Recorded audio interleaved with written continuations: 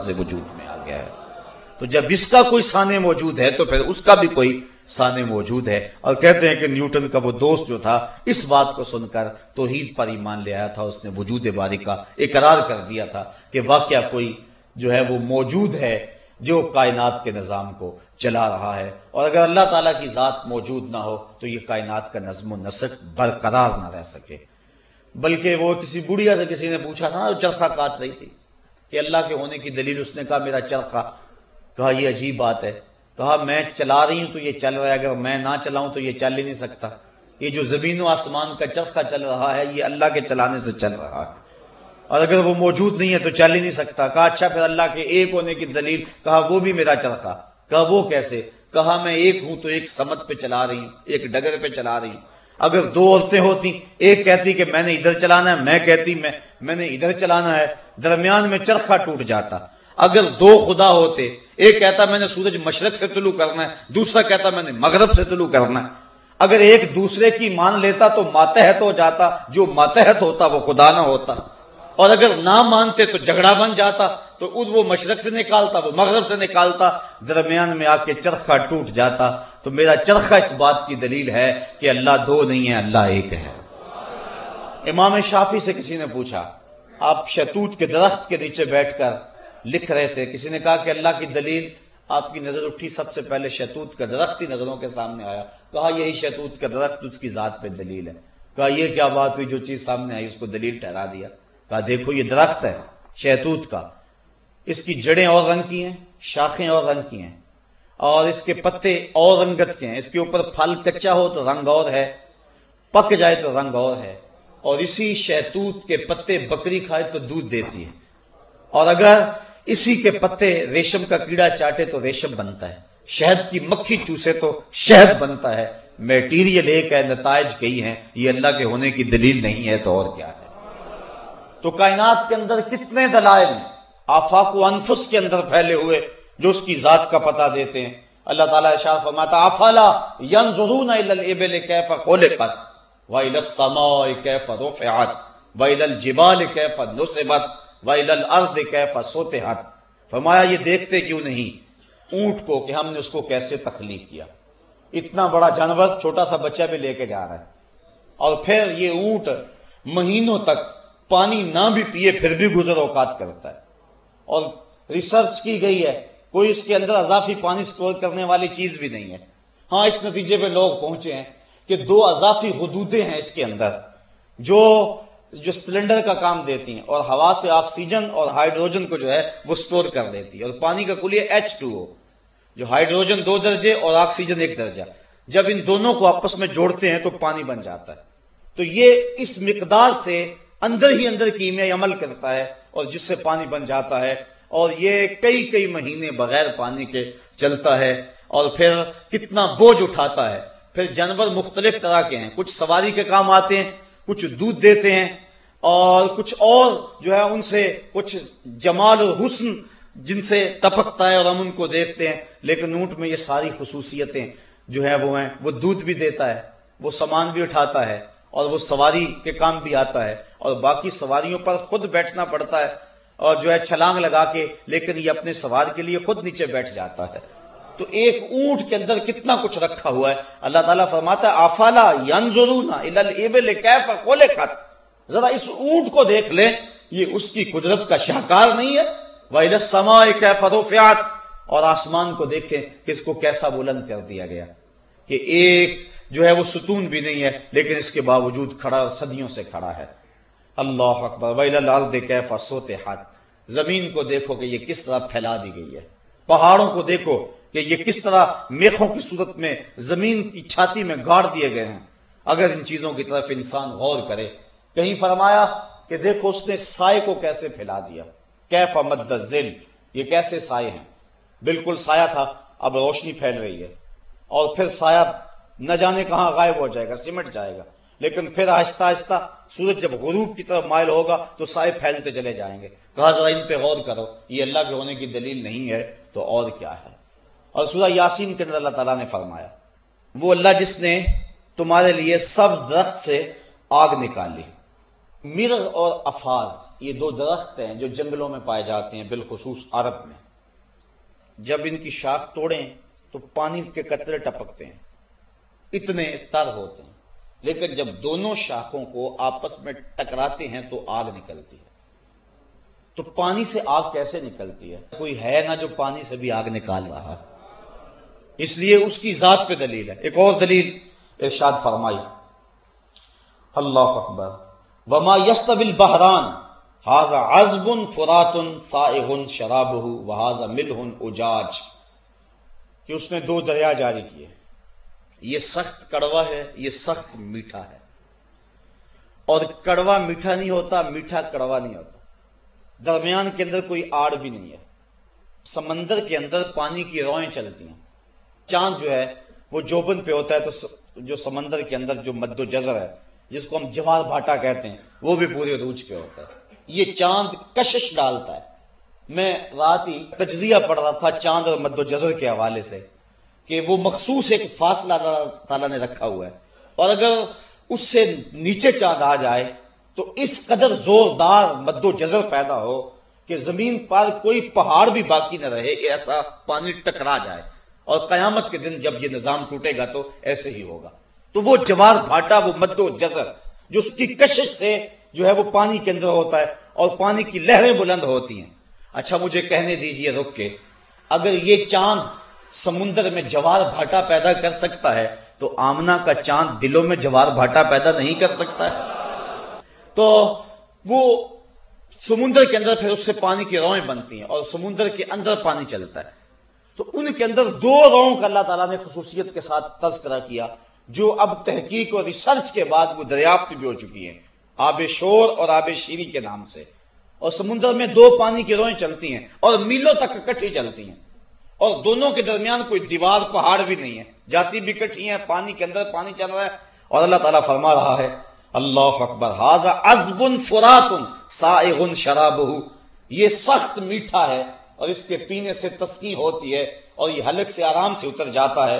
وھذا ملح اجاج، اور یہ دوسری جو ساتھ رو بہ رہی ہے یہ سخت کڑوی ہے، اور کڑوی اس کی کڑواہٹ میں کمی نہیں آتی ہے، یہ میٹھی ساتھ چل رہی ہے، اور اس کڑواہٹ سے میٹھی کی مٹھاس میں کمی نہیں آتی ہے. جبکہ دنیا کا کوئی شخص مجھے ایسا دکھاؤ کہ ایک ہی برتن میں دو طرح کے پانی ڈال لو اور پھر ان کو الگ الگ کر کے تو دکھاؤ.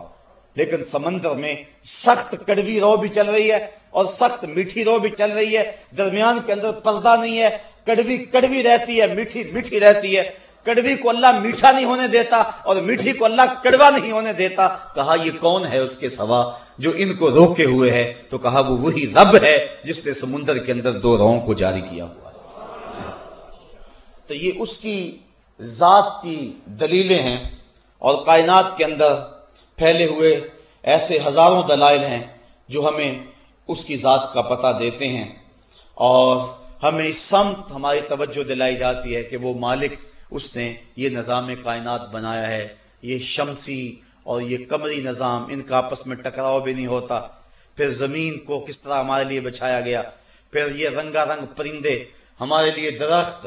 گندگی کے ڈھیر کے اوپر بھی گلاب کا بیج ڈال دو تو جب وہ اگے گا تو اس گلاب سے بھی خوشبو آئے گی، جبکہ اس نے غذا کہاں سے لی ہے. اور پھر وہ ایک ہی طرح کی زمین سے، ایک ہی طرح سے پانی سے، سرابی سے پھل نکلتے ہیں، لیکن ان کی خاصیات الگ الگ ہوتی ہیں، بلکہ ایک ہی درخت کی خصوصیات الگ ہوتی ہیں. یہ جو ببول ہے جس کو ہم ککر کہتے ہیں، یہ طب کی دنیا کے اندر اس کا بڑا نام ہے. اس کی جڑوں کی تاثیر اور ہے، اس کی چھال کی تاثیر اور ہے، اور اس کے پتوں کی تاثیر اور ہے، اور اس کے اوپر پھلیاں لگتی ہیں ان کی تاثیر اور ہے، اور زرد رنگ کے پھول لگتے ہیں ان کی تاثیر اور ہے، اور وہ پھلیاں جو ہے وہ خشک کی جائیں سائے کے اندر تو ان کی تاثیر اور ہے، اور دھوپ میں خشک کر لی جائیں تو ان کی تاثیر اور ہے. چیز ایک ہے، مٹی ایک ہے، آب و ہوا ایک ہے، پرورش ایک آب و ہوا نے کی ہے، لیکن اللہ تعالیٰ نے ایک شے کے اندر اتنا کچھ رکھ دیا، یہ اللہ کے علاوہ اور کون کر سکتا ہے؟ تو یہ ہے اس کی ذات کے دلائل.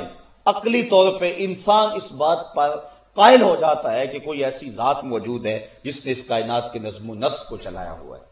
لیکن دوسری بات، کسی کے وجود کو ماننے کے لیے صرف عقلی دلائل ہی کافی نہیں ہوتے. قانون شہادت یہ ایک اہم ذریعہ ہے کسی کے وجود کو تسلیم کرنے کا. اور میں ان جملوں پہ آپ سے توجہ چاہوں گا. اللہ کی ذات پر سینکڑوں نہیں لاکھوں کروڑوں عقلی دلائل موجود ہیں. آفاق و انفس کے اندر پھیلے ہوئے کتنے دلائل ہیں جو اس کی ذات کا پتہ دیتے ہیں. انسان باہر نہ دیکھے، اپنے اندر ہی دیکھ لے.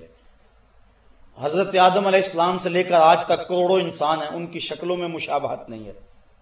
یہ نشان انگوٹھا ہے، فنگر پرنٹ جسے کہتے ہیں، ان کے اندر مشابہت نہیں ہے. آدم علیہ السلام سے لے کر آج تک دیکھ لیں آپ، دو آدمیوں کے آپس کے اندر جو ہے وہ نشان انگوٹھا نہیں ملیں گے. بلکہ یہ درختوں کے جو پتوں کے اندر ریشے ہوتے ہیں، کمپیوٹر پہ تجزیہ کر لیں ان پہ، ایک درخت پہ لاکھ پتے بھی ہیں تو ہر ایک کا فرق ہوگا دوسرے سے.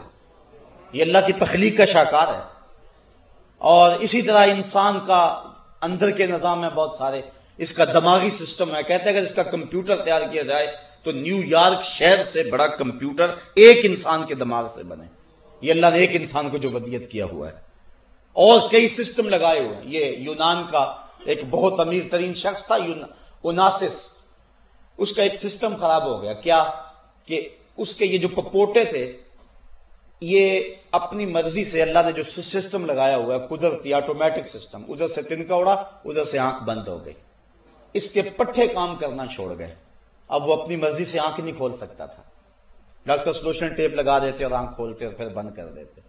کسی نے کہا کہ تیری زندگی کی سب سے بڑی آرزو، کہا کاش اپنی مرضی سے اپنی آنکھیں کھول سکوں. کہا اس کے لیے دولت لگانی پڑے تو کتنی لگائے گا؟ کہا ساری لگا دوں گا. تو ہم کبھی اس کا احساس بھی نہیں کیا کہ یہ کتنی بڑی دولت ہے. تو یہ قدرتی سسٹم لگایا ہوا ہے. تو جو ہی جو ہے وہ عزم ہوتا ہے، ارادہ ہوتا ہے، تو پلک بند ہو جاتی ہے، آنکھ بند ہو جاتی ہے. تو انسان اپنے اندر دیکھے، اس کی زبان پہ 4000 پھیلے ہوئے پٹھے ہیں جو ہے وہ احساس کرتے ہیں کہ اس میں کرواہٹ ہے، اس میں جو ہے وہ نمک ہے، اس کے اندر مٹھاس ہے. اور اس طرح اس کے نظام انہضام اللہ تعالیٰ نے رکھا ہوا ہے. یہ جگر کا نظام ہے. انسان غور کرے، یہ آنکھ کتنی بڑی نعمت ہے. اگر وہ باہر دیکھنے کی جو اس کے پاس فرصت نہیں ہے تو کہا ذرا اپنے اندر ہی جھانک لے. وفی انفسکم افلا تبصرون، ذرا اپنے من میں جھانک کر کے دیکھو. نہ مسجد وچ نہ مندر وچ، لب یار نو اپنے اندر وچ. لیکن کسی چیز کو منوانے کے لیے یا تو دلائل عقل دیے جاتے ہیں. اس کی میں سادہ مثال دوں گا. میں کہوں کہ باہر بارش ہو رہی ہے، آپ تو میرے سامنے بیٹھے ہوئے ہیں اور یہاں تو ایسا ماحول نہیں ہے.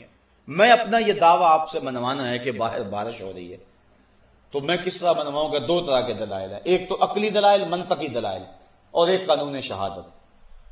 عقلی دلائل وہ جس طرح کہ میں نے یہ پیش کیے. تو میں کہوں کہ یہ دیکھو یہ شخص ابھی آیا ہے، اس کے کپڑے بھیگے ہوئے ہیں. اتنی گرمی تو نہیں ہے کہ پسینے سے بھیگ جائیں. اور پھر یہ حال میں آیا تو یہ کپڑوں سمیت ہی غسل کر کے تو نہیں آیا. تو یہ دلیل ہے اس بات کی کہ باہر بارش سے یہ بیچارہ بھیگ آیا ہے، تو بارش ہو رہی ہے. یہ عقلی دلیل آپ کے کسی گوشے میں آ جائے اور آپ اس کو تسلیم کر لیں اور میرے دعوے کو تسلیم کر لیں. لیکن یہ ممکن ہے کہ وہ کپڑوں سمیت غسل کر کے آیا، ایسا بھی ممکن ہے. تو جس کو میں نے عقل سے بنوایا اس کو توڑا بھی جا سکتا ہے. وہ شخص انکار کر دے کہ ایسا نہیں ہے تو بات ختم ہو جائے گی. تو کسی شے کے وجود کو منوانے کے لیے ایک تو عقلی دلائل دیے جاتے ہیں. دوسرا کیا ہے کہ قانون شہادت. میں کہتا ہوں کہ بارش ہو رہی ہے اور یہ میں نے عقلی دلیل دی کہ یہ شخص دیکھو اس کے کپڑے بھیگے ہوئے ہیں. آپ نے تسلیم کر لیا، میرا موضوع ختم ہو گیا. لیکن آپ اگر تسلیم نہیں کرتے عقل پہ، آپ کہتے کہ نہیں ہم نہیں اس بات کو مانتے، تو میں کیا کروں گا؟ میں آپ میں سے کسی شخص کو کھڑا کروں گا جو معتبر ہوگا اور اس کو کھڑا کر کے کہوں گا جناب آپ بتائیں باہر بارش ہو رہی ہے؟ وہ کہے ہاں جناب بارش ہو رہی ہے. آپ کا فرض کرو ماننے کا پروگرام نہ ہو تو آپ کہیں ہم اسے بھی نہیں مانتے، تو میں کیا کروں گا؟ میں دوسرا آدمی کھڑا کر دوں گا. آپ کو وہ گواہی دے گا، آپ کہیں کہ ہم اسے بھی نہیں مانتے، میں تیسرا آدمی کھڑا کر دوں گا. آپ کہ میں اسے بھی نہیں مانتا، تو میں کیا کروں گا؟ جب جس کو بھی میں کھڑا کروں آپ انکار کرتے چلے جائیں تو میرے پاس ایک ہی حل رہ جائے گا کہ میں اس موضوع کو چھوڑ دوں گا کہ آپ ماننے کو تیار نہیں ہیں. عقلی دلائل دیے، آپ نے تسلیم نہ کیا. میں نے گواہی دلوائی، آپ نے تسلیم نہ کیا. اللہ کی ذات پہ عقلی دلائل لاکھوں نہیں کروڑوں ہیں، اور گواہی کے طور پہ 1,00,000 کئی ہزار نبیوں کی گواہی اس کی ذات پہ موجود ہے، اور سارے ایک ہی بات کہہ رہے ہیں، اور اتنے لوگوں کا ایک نقطے پہ متفق ہونا منطق کی زبان کے اندر متواترات کہلاتا ہے، اور متواتر کا انکار عقلاً نہیں ہو سکتا ہے۔ مثال کے طور پہ اگر کوئی یہ بات کہے کہ پاکستان کے خطے میں ایک شہر ہے کراچی، تو اتنے لوگ اس بات کی گواہی دیتے ہیں کہ کوئی شخص دیکھ بھی آئے تو اس کے یقین میں اضافہ نہیں ہوگا، اس لیے کہ اتنے لوگوں کی خبر اور اتنے لوگوں کا ایک بات کہنا، اس کا انکار ہو ہی نہیں سکتا ہے۔ اس کو کہتے ہیں متواترات۔ اللہ کی ذات پر ایک نہیں، 1,00,000 کئی ہزار نبیوں نے گواہی دی، اور ہر نبی اپنے دور کا معتبر شخص تھا، لیکن قوم کا انکار اگر نبیوں کو نہیں مانتی، کہتی ہے لستا مرسلا، ہم تجھے نہیں مانتے، تو پھر کیا حل ہوگا؟ تو ذرا میں آپ کو منوانا چاہتا ہوں کہ باہر بارش ہو رہی ہے، لیکن آپ اس کا انکار کرنا چاہتے ہیں۔ میں 10 20 50 گواہ کھڑے کیے، انہوں نے گواہی دی، لیکن آپ نے انکار کر دیا۔ میں سمجھوں گا آپ ماننا نہیں چاہتے، تو میرے پاس ایک ہی حل ہے، اور وہ کیا؟ توجہ اس پہ چاہوں گا، وہ یہ کہ میں وقتی طور پہ اس موضوع کو کلوز کر دوں گا، ختم کر دوں گا، کہ آپ تو ماننے پہ نہیں ہیں، ضد میں آ گئے۔ تھوڑی دیر کے بعد باتوں باتوں کے اندر میں آپ کو حاجی صاحب کے بارے میں پوچھوں کہ ان کے بارے میں آپ کی رائے کیا ہے، آپ کو بھول گئے، وہ موضوع جو ہے وہ چھوڑ دیا گیا ہے۔ آپ کہیں یہ ہمارے شہر کی زینت ہے، ہمارے علاقے کا وقار ہے، ایک معتبر ہستی ہیں، آپ ان کے بارے میں بہت کچھ کہہ سکیں، میں آپ سے وہ لکھوال بھی لوں، آپ اقرار بھری بزم میں کر بھی دیں ان کے بارے میں، پھر ان کے بعد میں کہوں جناب آپ ذرا 2 لمحوں کے لیے زحمت کیجئے اور باہر دیکھ کے آئیے کہ بارش ہو رہی ہے کہ نہیں ہو رہی، یہ جائیں اور دیکھ کر کے آئیں اور پھر یہاں کھڑے ہو کے گواہی دے۔ اب آپ انکار کرنا چاہیں بھی تو میں تو نہیں مکرنے دوں گا آپ کو، چونکہ میں نے ایسے شخص سے گواہی دلوائی ہے کہ جس کا اقرار میں نے آپ سے پہلے لے لیا ہے۔ میں نے جس کو بھی کھڑا کیا آپ نے انکار کر دیا، میں نے جس سے بھی گواہی دلوائی آپ نے کہا نہیں مانتے ہم، تو میں نے اس بات کو مختصر کیا، چھوڑا، اور میں نے پھر ان کے بارے میں پہلے پوچھ لیا، اور جب انہوں نے گواہی دی تو پھر آپ انکار کرنا چاہیں گے تو اصولاً انکار کر نہیں سکتے، انکار کریں گے تو آپ